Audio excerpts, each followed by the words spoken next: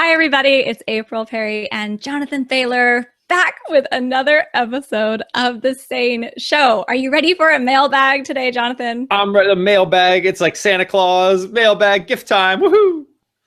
I love collecting all these questions for you and being able to bring them to you and give you a chance to help us to see how eating and living sanely can help our lives in a variety of situations. So thank you for being willing to answer all these questions. And we're going to start with one that I know is common for a huge majority of women, which is sane weight loss after pregnancy.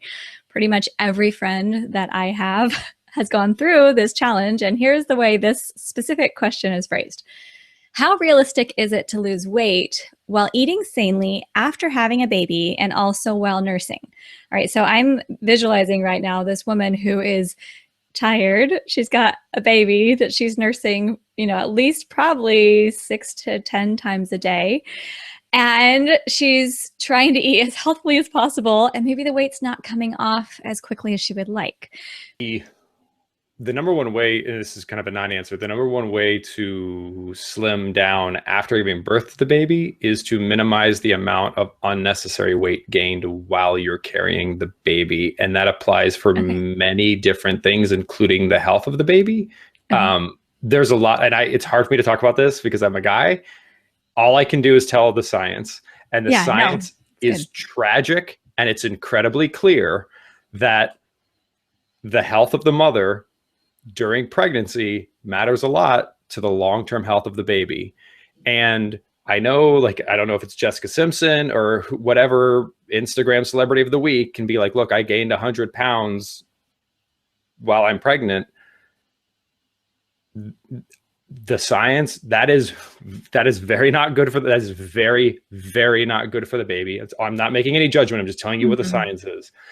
And anything that you can do to maintain a healthy level of course, we have to gain weight when an individual is pregnant, but to minimize the excessive weight gain during the pregnancy. Part of the reason it's so hard to lose the weight after the pregnancy is that weight gain during the pregnancy causes myriad hormonal and metabolic changes that are long lasting. And just like if you were to gain 100 pounds tomorrow, independent of pregnancy, it would be very hard for the rest of your life to potentially get back to before you gained 100 pounds. If you combine metabolic damaging weight gain with the demands that pregnancy puts on a female's body, if you put those two things together, it really stacks the deck against you. So just anything that we can do to avoid excessive weight gain during the pregnancy, I think is the number one tool we have to help with anything we want to do after the pregnancy. And I'm glad that you said that. Now, if I had heard you say this when I was pregnant with my first child, I would have your head right now. The reason why is because I felt totally out of control. I didn't know what was going on. There was a McDonald's down the street that had 2 Big Macs for $2, and I was their best customer. It was almost ridiculous because I just felt these hormone changes. I was sick. I wasn't feeling good. I just said, I'm just going to eat whatever I want. I don't care. I just need to eat. I'm just so frustrated, and I went through a lot, and I gained a lot. Now, I didn't gain so much. My doctors weren't concerned. It wasn't that bad, but I didn't really think about it. However, when I was pregnant with my second, third, and fourth children, I realized how hard it had been for me to lose the weight afterwards. And I realized how discouraged I was feeling during the pregnancy because I was eating food that was awful for me. So I just made a concerted effort. I just had a different mindset. I wasn't beating myself up if I didn't feel good and I couldn't eat, kale, because I couldn't really eat a lot of salads or vegetables because it made me gag when I was pregnant. But what I did is I just changed my mindset and said, what can I do to be as healthy as possible today? That was just my question, as healthy as possible. And so I gained probably 20 pounds less my second and third and fourth than I did for my first, just by changing that mindset. So I think just as the female here on this podcast who's had 4 children, and I've actually had 6 pregnancies because I lost 2, I've gone through this a lot and I know how hard it is. And I don't want you to beat yourself up if you aren't eating as healthily as you would like. But what I will say is just changing that mindset can be super helpful. But then I do want to hear a little more too, Jonathan, about, so let's say I have, I don't know, 25 pounds that I need to lose after I've given birth. So my body has, just changed. I'm nursing and I still have a lot of fluids from when I gave birth. I mean, it's a big deal. So really, as you think about it, it was 9 months getting to the point to have the baby, 9 months to take it off. And what would you say? What would you say to Angela, when it's time for her? Yeah, there's the most important thing is, again, those expectations. So 25 pounds, like you said, no one should feel bad about that. That's fine and reasonable. I do know from firsthand experience from Angela interacting with her friends that some people, however, perceive pregnancy as now is the time to do crazy dietary things that I would never do before. And I would just encourage any of our listeners, for your health and for the health of your baby, if you are consciously choosing to make crazy dietary decisions while you're pregnant because you think that that's the time to do it. It's like, oh, I'm pregnant. So it's not what you were describing. What you were describing was you weren't like, I know this is bad and I'm going to do it anyway and yada, yada, yada. It was more, you felt out of control. And correct me if I'm wrong, but you didn't gain 100 pounds. You didn't gain 70 I think pounds. I gained probably 55 pounds or something like that. Right. And correct me if I'm wrong, but I didn't think you consciously said, hey, I'm in total control and I'm consciously going to choose to eat garbage because I'm pregnant. And that's what celebrities do when they're pregnant. So now's my chance to eat garbage for 9 months. No, not at all. Okay. So that's the one thing that I do feel like we have to be really, just like we say, hey, I'm not going to smoke while I'm pregnant. I'm going to try to not do shots of Jack Daniels while I'm pregnant. Mm-hmm. It's very important that we protect ourselves and our children before, during, and after pregnancy. So that's very important to me. Now, if you have 25 pounds to lose in general, a healthy rate of weight loss for long-term weight loss is always between 1 and 1.5 pounds per week of fat loss. Is that if you're nursing as well? Well, no, so I'm going to get there. So that's in general, right? So if you're nursing, by definition, we would probably have to knock that number down. Yeah. So if you were losing 1/4 pound of fat per week, which would be kind of the slowest end of the spectrum, and you had 25 pounds of fat to lose, then it could take you 2 years to take that weight off. That's the sort of the slowest. If you were doing everything perfect and you were naturally slim and you had slim parents and you weren't on any antidepressant medication and everything else was perfect, then losing 3/4 pound of fat per week could be doable. But even in that best case scenario, that's still half a year. Okay. So why is it harder once you've had more children, or is it just as you're getting older, it's harder? What is it that makes it a little bit more challenging? So there's 3 things and they all have to do with hormones. So one, as you get older, your hormones change, making it easier to gain weight, easier to gain fat, and more difficult to burn off fat. 2, every time you get pregnant, you gain weight, which is healthy and natural. But every time you weight cycle, that also changes your hormones. We've talked about yo-yo dieting in the past. So that's totally independent of pregnancy. That's just your weight cycling every time you get pregnant, right? Okay. And then obviously when you get pregnant, it does also have you are literally giving part of yourself to another human being. So that wears on your body a little bit. So just like, for example, a 5-year-old can potentially eat in a way that a 50-year-old can't because the 5-year-old's body has been less worn down by life. Let's just put it that way. Having babies is an incredibly powerful gift where the mother is literally giving like some of her life force to other lives. And all of those things put together, literally giving of yourself physically, weight cycling, and the general change in hormones with age, make it more difficult to shed fat as you continue through your pregnancies. We could do a whole show just about pregnancy and nursing. Well, we can. I mean, we can do the rest of the questions in the later show. Well, I think let's kind of build on that a little bit then, and let's just talk about extending that out to our children now, because I feel like anything else you want to say though on nursing and pregnancy and weight loss? The only thing I want to say is probably if someone was going to get mad at me, they probably already would have turned off the show and deleted everything about me. But all I want to do is try to communicate science. And if you didn't, here's what happened 100 years ago. we didn't get communicated. The science wasn't communicated to us, and people smoked while they were pregnant. And asking someone to stop smoking, it's like, I'm pregnant, I'm stressed out. Smoking helps to calm me down. How dare you tell me to not smoke while I'm pregnant? But we just wanted to make sure that we're all informed, right? So there have been peer-reviewed studies done on, and it's amazing how they set these up. I'm just communicating the information here. They'll take a mother and a father, pre-diabetic, or excuse me, not diabetic, so no diabetes. Mother is a healthy weight, healthy metabolic system, gives birth.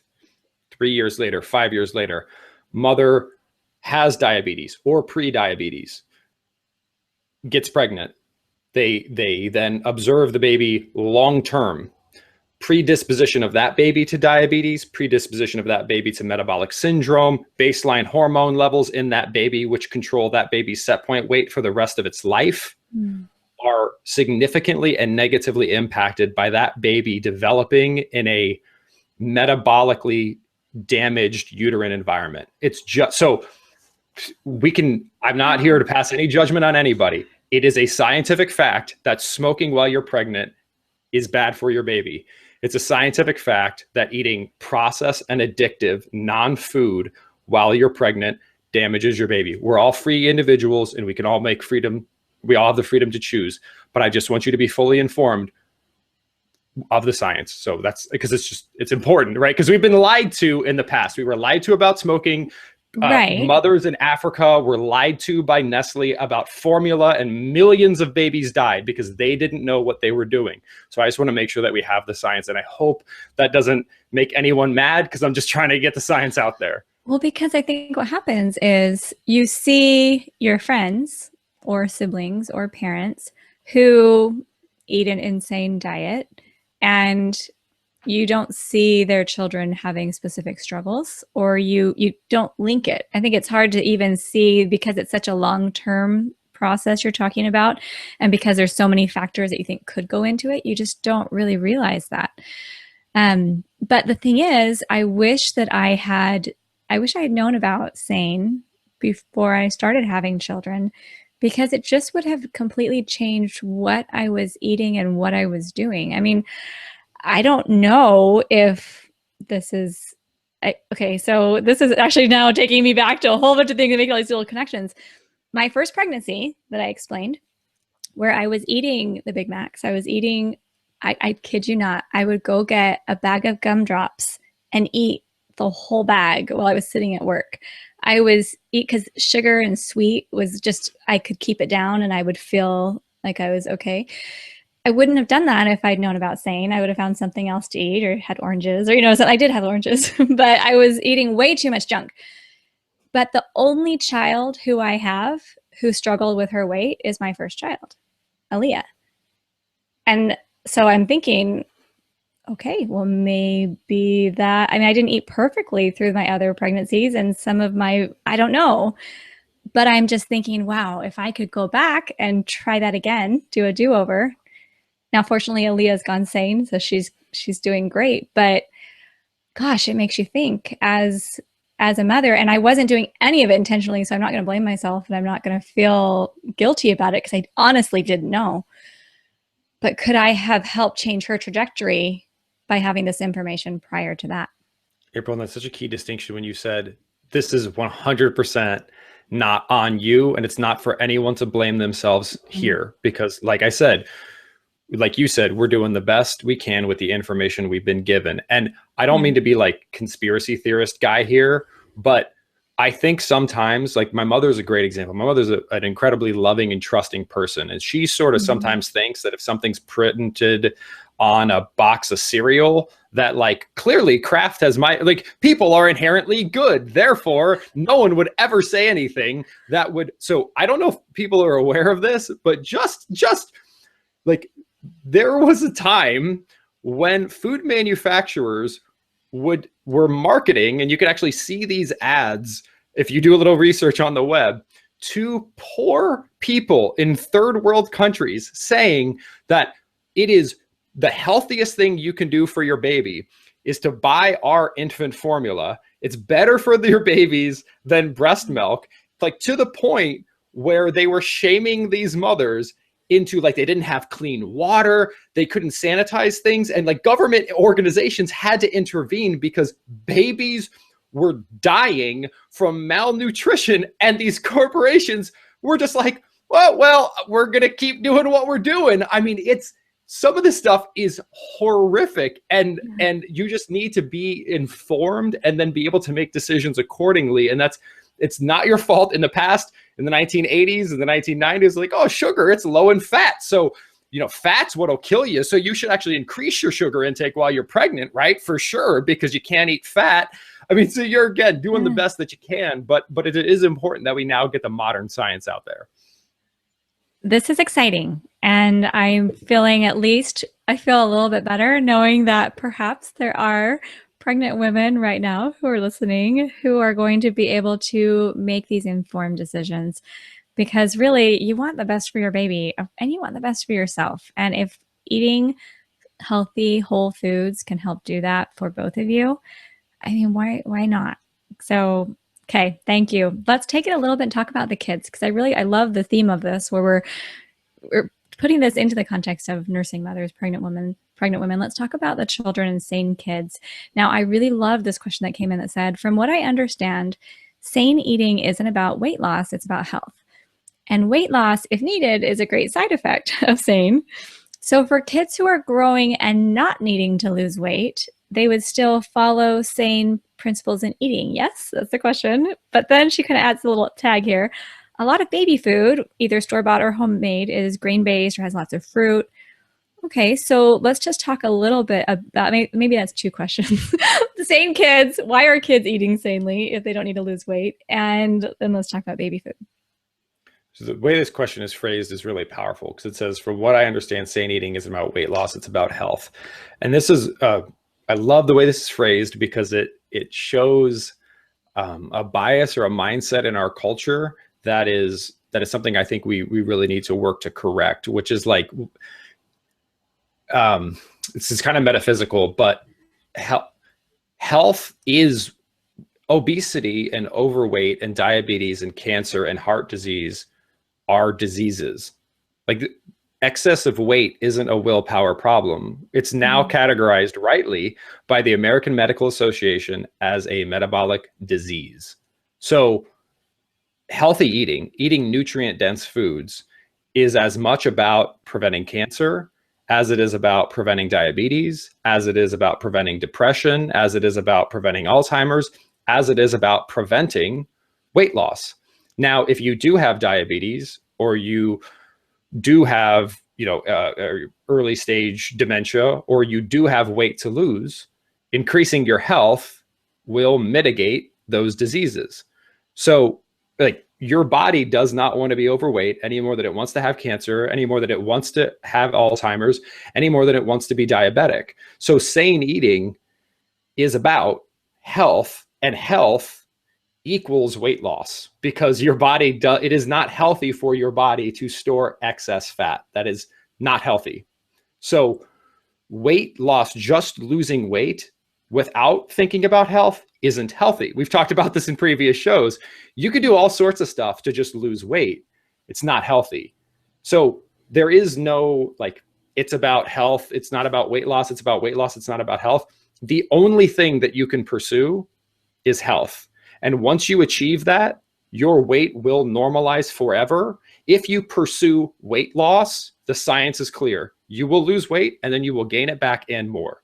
So there is, the days of pursuing weight loss have to go by the wayside. The only thing that exists is enabling your body to be as healthy and beautiful and brilliant and resilient as possible.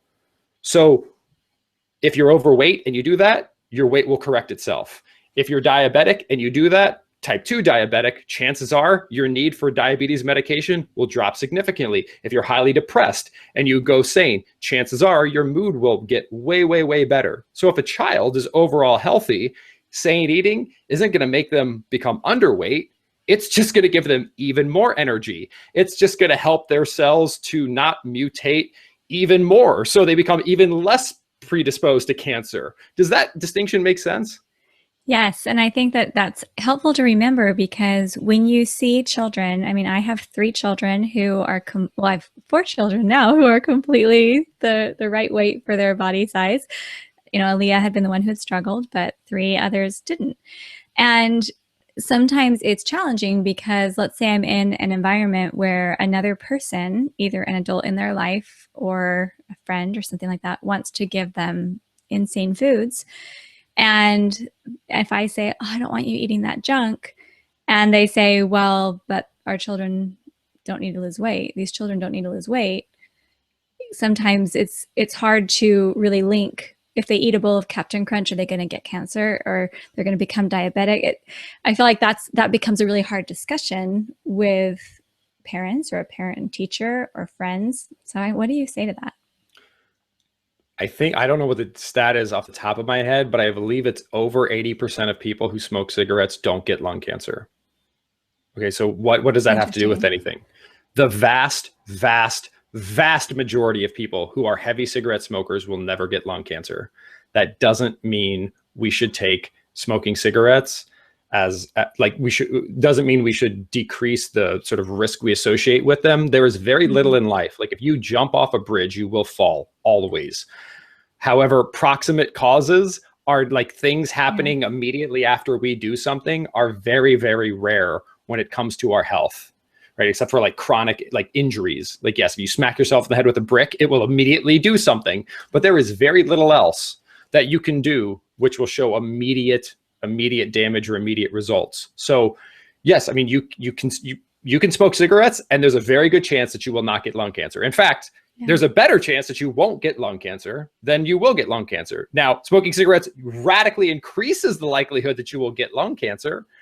But like, so it's the same thing with like people like Captain Crunch. Well, people eat, my grandfather ate Captain Crunch every day. Like this is what our kids will be saying in 50 years. My grandfather ate Captain Crunch every day and never became diabetic.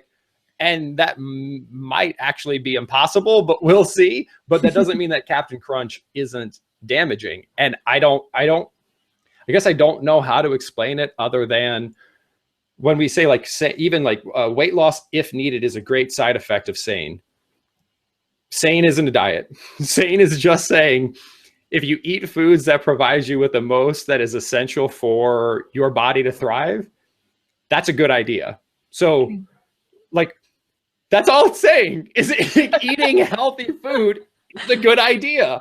So I sometimes I'm a little just at a lot. I mean, we don't have to do that. Like we don't have to drink clean water. We don't have to breathe in fresh air. I mean, you can do whatever you want. It's just a question of probability over the course of your life. And are you living the best life you could be? And then someday looking back and having no regrets, thinking like, oh, had I just done something different, maybe my life could have turned out differently. And I think what you just talked about inspires me to have just more conversations with my younger children and just help them to understand what you've just explained.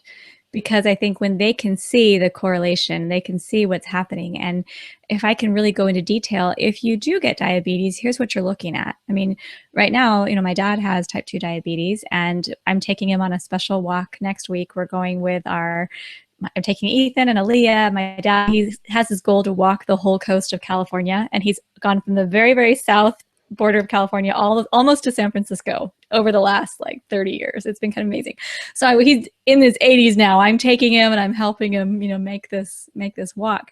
But I had to learn how to test his blood sugar, how to give him insulin shots, you know, and I'm a little nervous, to be honest, about going on this trip because I've got to make sure I've got all the food that I need for him and to be able to make sure that he doesn't pass out or have some problem. And I want my children to really see and know this is what it's like. This is what's happening. Here's how your grandpa's eyesight's being affected. Here's how his health is being affected. And I don't want you to have that. And I love that we know how to help our children prevent it. Yeah, and it's just a probability game, like you said, April. And I think that the other thing that's important to keep in mind is sometimes we have a mindset in our culture, due in large part to the pharmaceutical industry, that if a problem does arise, that's okay because there's a pill for that and it will be all right. So there's all this sexiness around cures rather than prevention. And we're talking about its probability, right? Like smoking is a great example. Smoking cigarettes, more people who smoke cigarettes will not get lung cancer than who will get lung cancer. So of cigarette smokers, there will be more that do not get lung cancer than who do get lung cancer. However, those who get lung cancer, they have lung cancer. You can't like put the lung cancer genie back in the bottle once it comes out. And I think that's what we really need to watch out for, right? Like it doesn't take multiple accidents with a drunk driver for your life to be negatively impacted. It takes one, right? So like life is very, very fragile. So it is a probability game. And we need to do everything that we can to avoid those things, which if they do happen, there's kind of no coming back from. And when we can do that by eating an abundance of delicious food, like let's just do that. Okay. All right. So last question on this, because I think this is making so much sense and I love it. So just quick question someone asked about the baby food. So we start our babies usually with oatmeal or rice cereal, pears, apples, peaches. Like, is that okay? Is there something else we should be doing? What will you be doing? Feeding your Well, I'm baby? definitely going to rock the Vitamix hard when we have a baby. And I think the most important thing to keep in mind, I mean, you're definitely going to babies and also much older adults, right? Like hardcore protein is something that is like more difficult to digest, for example. So that's get introduced later. The one thing to keep in mind, though, like I would say the overarching rule is if you ever feel like you have to feed your baby something for the baby to be healthy, and that food wasn't consumed by people for 98% of humanity's existence, then by definition, that cannot be required for your baby to be healthful or healthy. So for example, like fruits would be I would never feed my child grains ever personally. I would focus on starchy tubers if I needed to. So for example, like sweet potatoes or yams, turnips, things like that. I'm making my own baby food like peas, carrots. Fruits are great because you do need easily digested sugar, and let's not downplay fats. The vast majority of calories provided to a baby from mother's milk is coming from healthy fat. So if you actually look at the macronutrient breakdown in mother's milk, it's the typical percent of calories from fat that we oftentimes recommend in a sane lifestyle. So fat is the natural source of energy for the body. What I mean by natural source of energy is when your body needs to store energy so that it can burn it easily later. Well, how does it store it? It stores it as fat. So don't be afraid. I think that's the biggest thing is we've been told that fat is bad for us. So if we think fat is analogous to, toxic cigarette smoke, which is the way saturated fat had been portrayed for 20 years, then we're like, well, what else are we going to feed our baby? But if fat isn't bad for us, then that unlocks a whole nother set of foods that we could potentially introduce, like nut butters, for example, or things along those lines. I can already picture a whole section of the SANE store that's all baby food prepared by Jonathan Bailor. I think that's awesome. Okay, so we've had a really good discussion talking about pregnancy weight, talking about nursing, talking about what we're feeding our kids and why we're helping them to be sane and how we're helping to make sure our babies become sane as well. I think this is a really pivotal and really essential episode because this honestly is what the next generation is going to be fed and raised on. And I feel just such a desire to help empower mothers with this information and fathers, because moms and dads working together to make sure the next generation is healthy, that's how we stop this diabetes epidemic. That's how we stop all of these challenges coming because of obesity. And I feel like the next action for me is to assess my current situation, especially I'm not pregnant or having any more children, so I'm not in that boat right now, but I do have 4 children and I have 2 daughters who at some point most likely will be pregnant and will be having children. So this is a time for me to assess the situation and decide what information do I need to make sure my children know? What can I do to just make their lives healthier? Because this is an investment in them that's going to carry on not only for their future, but for their children and the rest of my posterity. The next action for me, April, is I think the conversation about children, I think the conversation about pregnancy, for me at least, personifies why I am so anti-calorie focus. Mm-hmm. Because when we think about cigarette smoking or alcohol or prescription medication while pregnancy or as they relate to children, there's like all these flashing red signs, and Yeah. we take certain steps. Maybe the reason we don't treat food the same way is because we don't think about it like food. We think about it like calories, and we're just like, oh, well, a calorie is a calorie is a calorie. But if we knew that there are chemicals and other substances in things that food manufacturers call food, which have as much impact on our health and on the health of our not yet born children and already born children as prescription medication, cigarettes, and alcohol, then how we perceive those and then what we do as a result would probably change. So just my next action is, please, as much as you can, try to break free from that food equals calories and more food equals information. Everything that you put into your body has deep, long-lasting impacts on your body, whether it's prescription medication, whether it's tobacco, whether it's cigarettes, or whether it's something that's sold at the grocery store. It's all going into your body, and your body is sacred, and please treat it that way. Love it. All right. So thank you for joining us today at the SANE Show. We hope that if you have children in your life or friends who are having children, or if you're excited to help strengthen the next generation, please share this episode. Please help get this information out there. Thank you for being with us, and remember to stay sane.